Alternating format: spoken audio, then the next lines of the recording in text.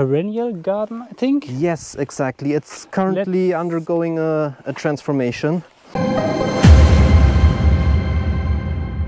And these are beds with the robinia outside. Okay. So it has a snowflake shape if you look from the top. And for doing the contours of the snowflake, I use the trees growing around here. This year it's not filled with perennials, everything. So here I still have some leftovers that had to move out from the greenhouse. And here we do have some perennials. Let's take a look. I don't think anyone knows what it is, because usually you only see it in its second year. It's asparagus. And in the first year after the seed, it has these fine leaves and grows the root network. And then starting from the second year, you get these typical fruit bodies. And the soil on the ground, it's mixed with compost, or is it? So what I'm using down here is a bit of sand mixed inside, because that's what asparagus likes. In all the beds, I did put a very thin layer of compost, but one which, again, I'm very thankful to Joanna's grandfather for, because he had a cow barn up there. And a big heap of 10 years maturated cow poop, and really cool. Yeah, the plants love it. I just put it once when I installed the beds, and that's 3 or 4 years ago, and since then they feed on it. Yeah, there's some perennials here. Maybe while walking through we can take a look. There's some rhubarb here, some walking onions back there, but they're too far, we won't go through there. Now, more rhubarb, lots of weeds. This is sunflower. Okay, sunflowers. Yeah, the sunflowers I planted pretty late. Okay. Usually I plant them earlier for shading on this side, because here we got most of the sun in, and here we've got more than enough sun. So before we have the trees growing around here, I'm trying to provide some shading. And from here you see the tree line very nicely of the robinias. They're very old, the trees. Although they grow quickly, like for this kind of growth, they needed some time. It's a really nice look from this position. It's a nice view, and from up there it's even better. That's why I'm now transforming the barn. Because actually from up there you have the most beautiful view. We want to transform it into a living space, because before it was for the cows. Yes. And well, when I came here it was a big mess with lots of old hay there. You can imagine, mice everywhere. So first step was clearing it out, putting all the old cow shit outside. And now this year we started really renovating it. So we put some clay inside to do the floor, so actually cob work. Yeah, maybe let's have a look. Yeah, let's have a look. Willows. Yeah, some happy willows. They're happy. I love willows. And maybe while we're here, I want to explain a little concept I like very much. So I made the swale here, but it is multi-purpose for me. So what I did here, I noticed right here, I don't need that much mulch when I cut the grass. And so I started putting the mulch into the ditch, and then put potatoes on top. Yes. Another layer of hay, and the potatoes love it. So they grow without any effort. So I call them zero effort potatoes, because literally you have no weeding, no watering, and they grow really big. So another thing I can recommend. Yeah, hay potatoes. Yeah. Hay potatoes. Yeah. The new pond, it's still under development, which will again be a big water, for capturing water for the dry season. In this one we might put some lining to really keep it. We need, for the dry years, we really need to plan ahead, I think.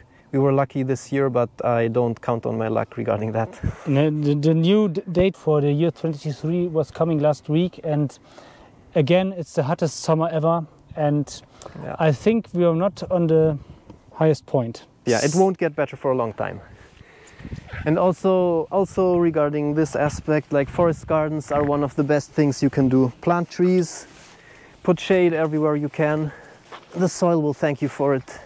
And yeah, while we're here, I'll show you what I'm doing there with the biomass. So here I'm, contrary to the other forest garden, here I'm not using my shovel to create the flat grounds, but I'm trying to do it naturally. Doing lots of chop and drop around the line here, following the contour line, putting the dead material here.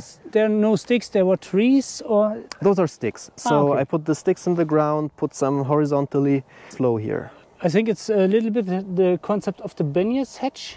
Yeah, it's a bit like the Benjes hedge, only that here you have to take care that the biomass doesn't flow down. So Okay. you really have to, Yes. fix it with dead material, but also with living material. So there's a tree growing. Ah, okay. Here are some berry bushes coming. That's really cool. Yeah.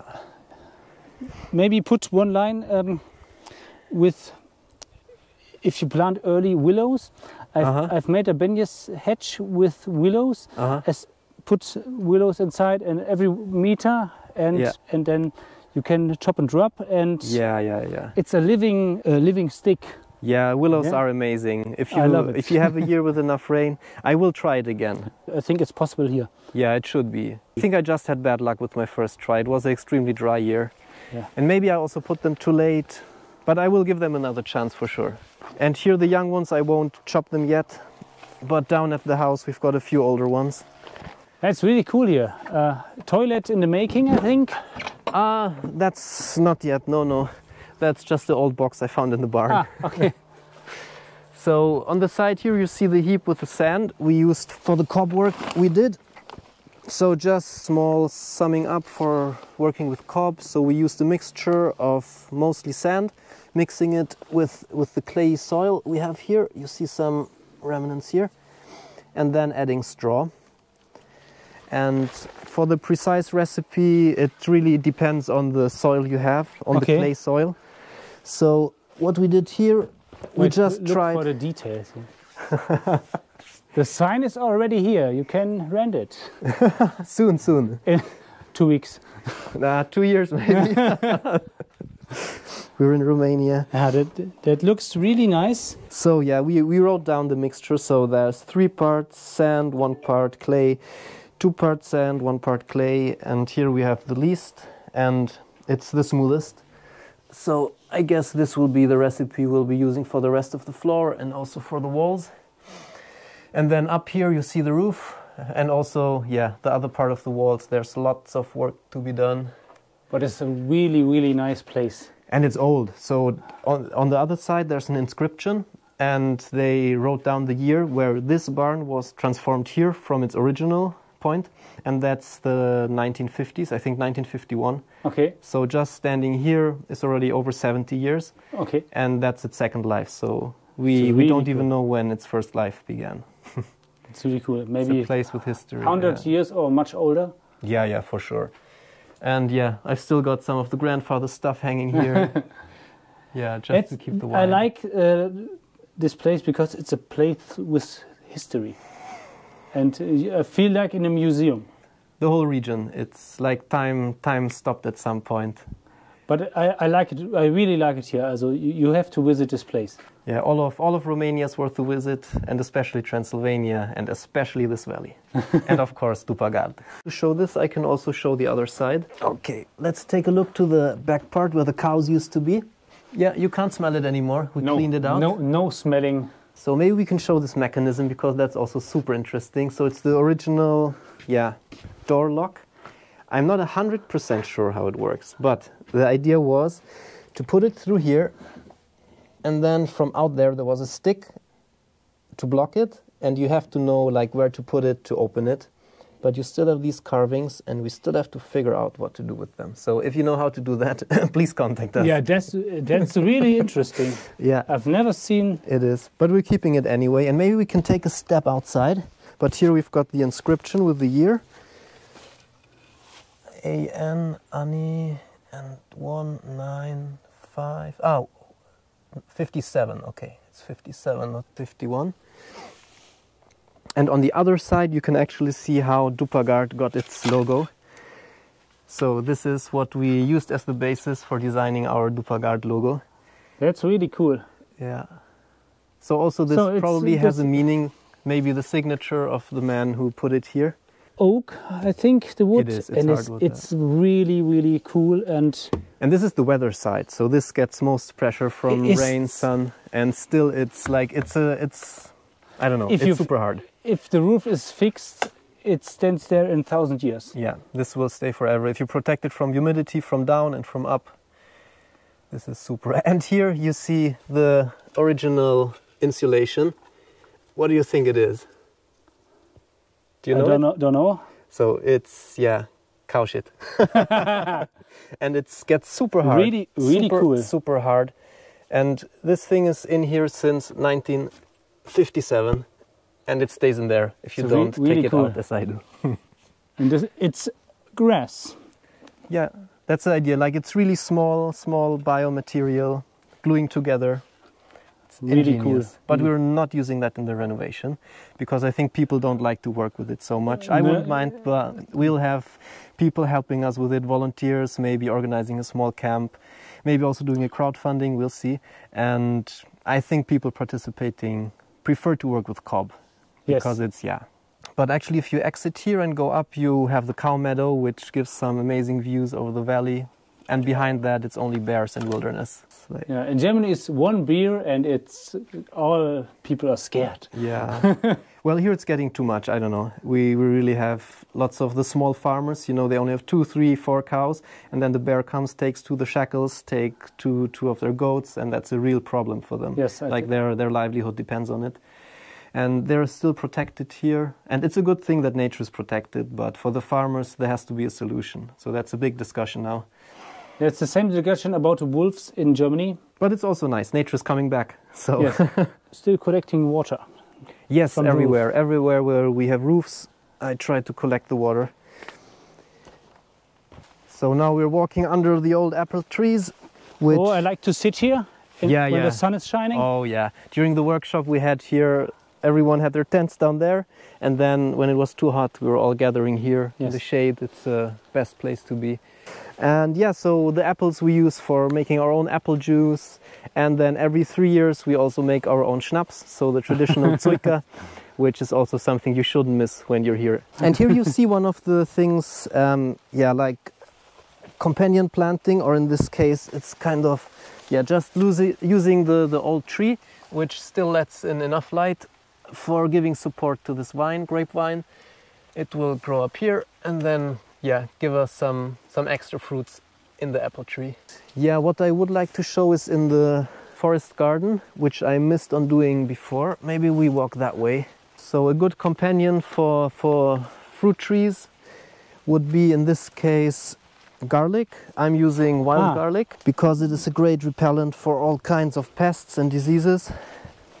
And so I found some wild garlic down in the other forest garden, collected the seeds. Okay, yes. And then after I planted these ones just this spring, so they're very new, I just threw the wild garlic seeds here and you see, they grew. Really cool. Now they're a bit disturbed because we did some weeding around the trees, but they're still growing, they still have the smell. And it works, they're super healthy. And here you see my favorite plant growing, the nettle. So especially the fresh ones I used to dry to make tea or to use as a kind of spinach. But yeah, it has a special taste. Some people don't like it. And now they have the seeds, so you can also collect the seeds. You can eat the seeds, or? You can, but the feminine ones are the good ones, if I'm not mistaken. And those are the ones hanging down. Those are going up, so I guess that's the masculine ones. But yeah, I mostly use the fresh leaves. Or for making herbal salt, that's also delicious. The nettle brew. I did this year for the first time. It got super smelly. When I did it, I'm not sure it's supposed to be that smelly. And I used it on the plants and they didn't dislike it. But for me, honestly, I didn't see a difference because the plants, I used it on the tomatoes. They were already growing like crazy. So yeah, I guess they didn't need it. But next year I'll do it again and maybe I'll see a difference. So this much nitrogen because this is where the exit of the barn was, where the cows were. And directly in front of it was the big heap of cow shit. And so the nitrogen spread all around. Yeah, it's also really important like where you get your fruit trees from. So the ones in the 2 forest gardens I got from a different place than these ones I planted this year, and this year's trees grow a lot better. I think that's also super important, not to buy it at some hardware store and I don't know, Obi, Dedeman, what we have here. Yes, yes. And get it from somewhere you don't know where with you don't know what rootstock, but take it from a place you know, a place you trust. They're usually on the wild rootstock of the wild plum, and then they put the species you want to grow on top. Okay. Yeah. And what's this? Is So that's one mulch of the storage, or yes, it's not only a storage. So this year again I had too much mulch for just using it in the forest garden around the trees. So here I'm installing some new beds. So this hay is lying, and what I will do here is plant a new line of bushes, of fruit bushes. Cool. And with putting the hay here, I'm preparing the ground. We can so you can plant. Yes, so there's no weeds growing, and also underneath here the soil already looks quite nice. Let's take a look. There, it's already like degrading, composting, and we'll have some nice soil here for planting later in autumn.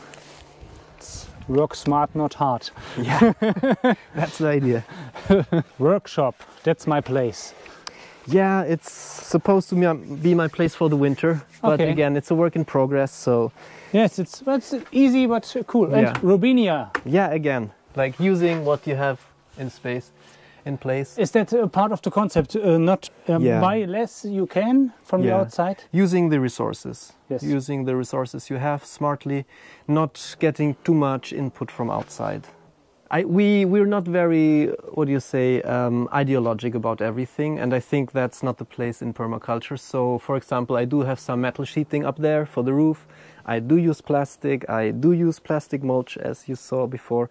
I do have some machinery running on gasoline because it's just not possible otherwise. You don't have to be perfect. Yeah, it's a process. Yeah, and like life. Yeah, Rome wasn't built in a day, and we cannot bring the change like from one day to the other. It's small steps. But I think it's important to go in the right direction. I didn't show you our compost toilet yet, which is also, it kind of captures the idea I like to follow of having no waste and using. So that's a traditional Buddha, which only the Romanians watching will know. So it's a toilet. This is compost toilet and also separation toilet. So you separate the urine and the hard waste, and by separating it you don't have the smell. That's the main idea. And also after like finishing your business, you put in some dry material. In this case you have these wood chips, and put them inside after your business, and it keeps it dry and odorless in the perfect state of operation. Yeah, and it's perfect to feed your hedges. Yeah, for the hedges it's good, and in the food forest as long as it doesn't have direct contact with anything you eat. Yes, I think that's important. And also I keep it for 3 years, so it's a 3-stage process. You have a compost? Yes. Also for the leaves of the vegetables or whatever? We've got a separate one, yes. We've got one humanure compost, which has the 3 stages of 3 years. So 1 year, 2 years, 3 years, and after 3 years we use it. Okay. And then we have the normal vegetable compost, which we can use as soon as it looks ready. So for there, we're not doing any hot compost. We might try that, especially since we're getting people here for the permaculture trainings, and it's a nice way to exercise composting. And last but not least, we're going to the house, and this is the first piece and very important piece for the house. So our house is off-grid 100%, which means we're not connected to electricity, to water or any heating. We get our energy only from these panels. And that's enough for one house? For the summer, yes. Okay. And we're 3 people. So in the summer it works. In the winter time, we sometimes have to supplement in the darkest weeks with a generator. So at some point we will top up the system a bit, but 90% of the year it works. You have to, of course, think about your consumption. So a system like this in the off-grid system, even more, it requires some thinking.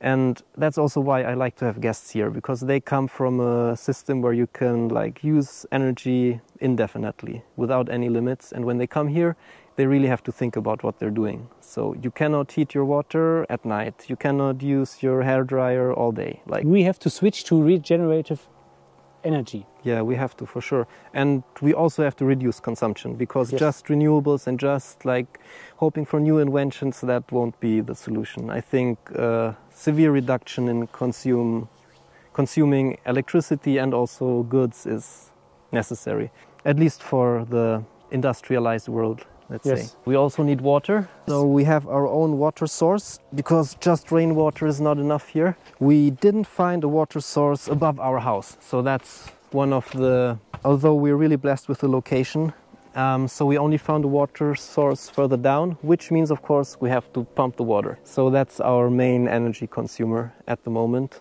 And again, it's growing like crazy. But this was the spot I mowed first in spring. Okay.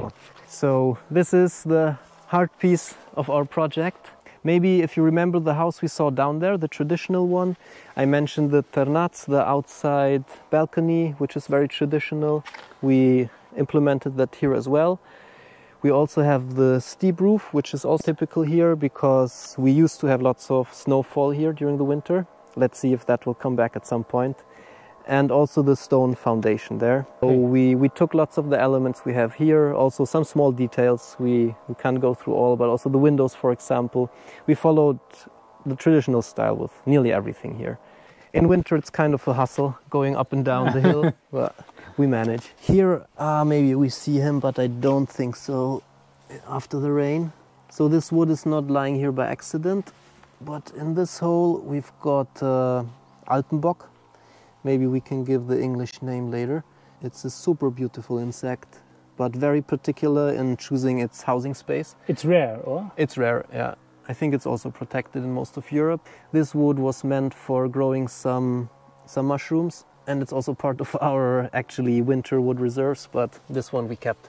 So here you see the rest of our wood reserves for the winter. So we live off-grid, so everything has to be here and prepared for the winter.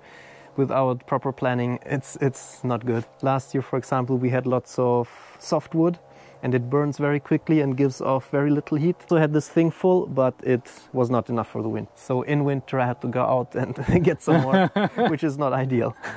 Yeah, and here more aronias. This was the first aronia we planted and it grows like crazy. So one of the benefits here, you can really experiment with everything and you have the space and so much fruits and stuff growing. It's really, really cool. And this I can rent in the summer, or? Yes, we rent it out during the season. In winter, we stay here. It's too nice.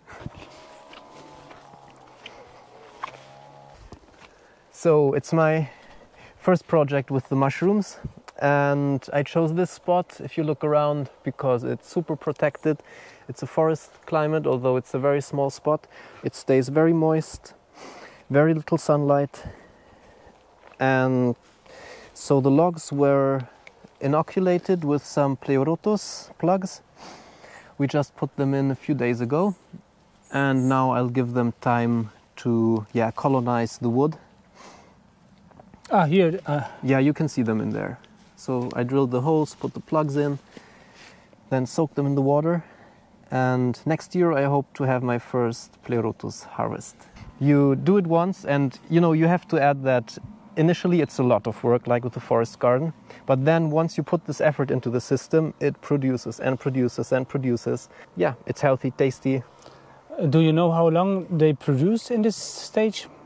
2 years, 3 years? I'm not sure how long exactly. I think it depends on the wood and how much you harvest. But they produce as long as they have the mass, for eating, because they are consuming the wood as their food, and as long as they have the food, they grow. Is the natural circle, you only use the mushrooms you like?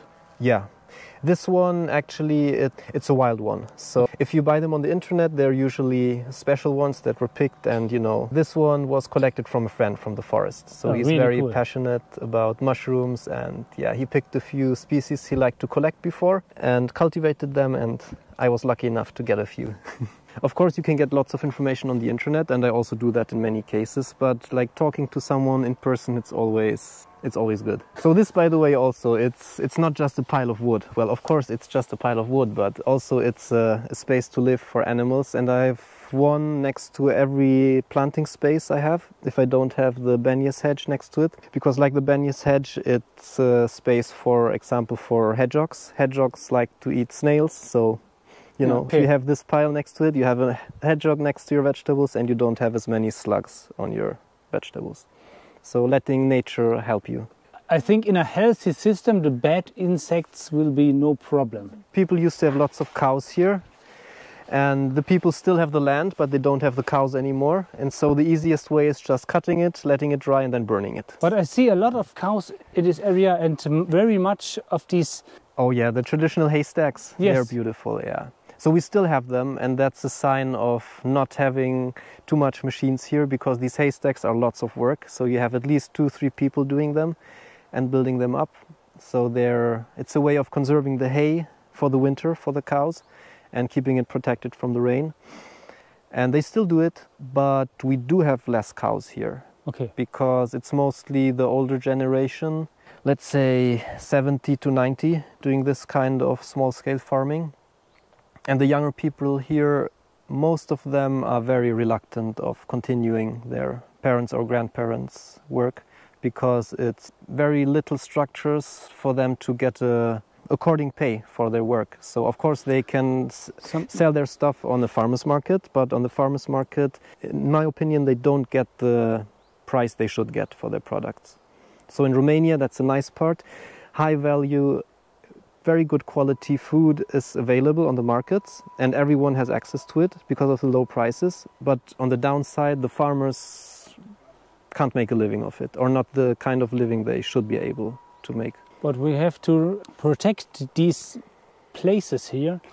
I don't know how, maybe tourists or something, yeah, because this is a land use that's very good for nature. It's against climate change, because very much carbon is in the ground and in the trees. Yeah, there are some systems of subsidizing also this traditional farming, but it's complicated and it's not enough. The people still don't get enough money for their really hard labor. And in the end, I think everyone benefits, because the people here, of course, it's a very hard life and you shouldn't underestimate that. But the people here, they're super fit and super healthy. Like the people going up to their cows every morning at 5, every evening at 6, they're 80, 90, and they still walk, they still work, they still look healthy. So it can't be that bad. The most unhappy people here actually are those who were ripped out of this environment and worked in factories, especially during communism, and had to work in the big industries, and they got very unhealthy. So there's a problem with alcoholism here in the village, but it's not these old people, it's the people who got taken out of this environment and lost their connection to nature. Also, that's one of the ideas of our project, to show the younger people a way of life which is still in connection with the nature here and still follows the traditions, but on the other side also makes it a bit easier and a bit more modern. Like, we still have Wi-Fi here, we still have electricity, we live, well, it's a decent life. We don't have as much luxury as people in the city would have, but we still have enough. So we can still watch Netflix in the evenings if we want to. It's all possible, and still work the land during the day. Yeah, maybe it's a way for the future. There are many ways, but I think permaculture is a way. It's not the only solution, for sure, but I think it can be one of the solutions for many people, because it is a rewarding life. Yes, and the big farms only feed cattle and no humans. Yeah, most of the stuff grown by farmers is for the cattle. Yeah. So we always have this big discussion in permaculture in nearly every workshop or gathering I attended. At some point people started talking about, is veganism compulsory? Do animals have their place in the system? And in my opinion, animals are very important, especially in these small systems, because we, for example, we have to get the cow manure from our neighbors because we don't have animals. Okay. I have to cut the grass every year, twice sometimes, so that's lots of work. So the animals do have their justification in the system, and they're even important for the system. You can put animals in a system like that. We have to eat a lot less meat and milk and whatever. Yeah, for sure. The meat and milk in the supermarkets are too cheap, and they don't taste good. So when I started eating meat here, I never ate pork. So I really didn't like the taste. And then I tried pork here, and it's delicious. Normally I've never eat pork, but today I've ate homemade sausage, and it was delicious. Yeah. The small farms here in this village, they got maybe 2 till 10 cows and say 20 chickens, and all of them have 2 pigs or 3 pigs. Yeah, that's the way. The pigs eat the rest of the vegetables and whatever the They have and the weeds sometimes, when they do the weeding, they make a little soup out of it. That's why the pigs are so yeah. have so good taste. Yeah, and they don't suffer. They do end up in our bellies, but at least until they end up there, they have a decent life. And also the cows here, they still have their horns. They have the most beautiful view up there. And of course we take their milk, and you could say, some people would say that's not nice. They only eat grass. They get some salt, I think, and sometimes some minerals, but their main intake is all natural, yeah. Yes. Which also, of course, you taste in the milk. Yes, if the cows eat grass like that, herbals. And the milk tastes different. I didn't know that. So the milk in spring tastes different than the summer milk, for example. There's more fat sometimes less, and also the cow's milk, like every cow has a farmer, I know that, taste. But but people don't if they buy it from the supermarket. It always has the standard taste, pasteurized, and whatever they do with it. I think animals are good for some systems, but less than in the industrial Definitely, the agriculture. consumption has to become less. Yeah. Yes. And maybe for people living in a city, it is a good option to stop eating meat, or at least to eat less. Here in the countryside, I think if you would take them out, that's not the solution. We need them here. Home for the pigs or something? Yeah, wow, exactly. Home for the pigs, yeah. So this was the pig stall. And next to it was another nice thing people here used to have, which is a summer kitchen. So this wall was introduced later. This used to be open. And there used to be a little bread baking oven, and inside an open cooking space for the hot time of the year. Okay, that's a summer home. A kitchen, only the kitchen. Only a kitchen, yeah. Okay. So really you know, cool. when you're standing inside and preparing all the winter stocks and putting them into jars, you're boiling for hours and hours. And being inside, locked up, it gets very, very hot. And having an open space for that. And people are super interested. So we have less Romanians visiting actually, and it's more foreigners. Yes. Either from Western Europe, Northern Europe, or even from the States, for example. Really? Latin America. They bring lots of interest. And for them, the nice thing is that we offer a complete experience, not only about permaculture and off-grid living, but we also try to integrate things covering local traditions. We go to a beekeeper, we go to a traditional bread maker. Okay, inside the workshops then? Yeah, during the workshops, but also with our volunteers. Ah, okay. So if the time allows, also with our volunteers, we go on these trips. Because it's what makes this region special. Culture and nature. Yes. It's a beautiful combination. So please come here. Thank you very much for inviting us, and it's a great project, and I hope maybe if you want to visit him, write him. I put everything in the description, and hit the bell, and see you next week. Bye bye. Thanks for coming.